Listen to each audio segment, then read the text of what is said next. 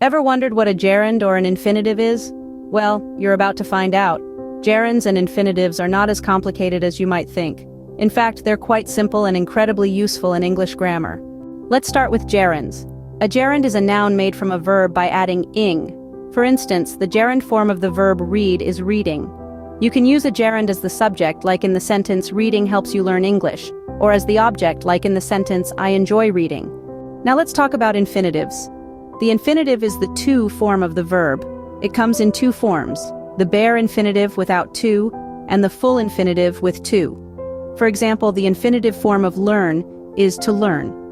Like gerunds, you can use an infinitive as the subject or the object of a sentence. For example, to learn is important, or he wants to learn.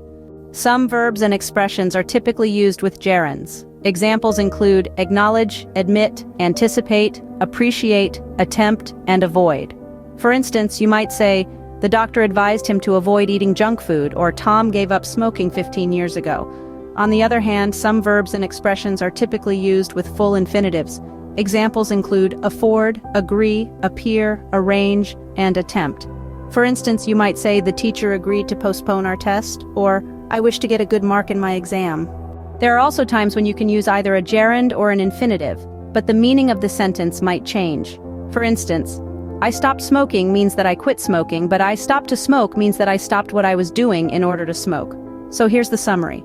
Gerunds are nouns made from verbs by adding ing and can be used as the subject or object of a sentence. Infinitives are the to form of the verb and can also be used as the subject or object of a sentence. Some verbs and expressions are typically used with gerunds, while others are typically used with infinitives. Understanding when to use gerunds and infinitives can greatly improve your English grammar skills. So next time you're reading, writing, or speaking English, pay extra attention to gerunds and infinitives. You'll start to notice them everywhere, and you'll get better at using them correctly. Trust me, it's worth the effort.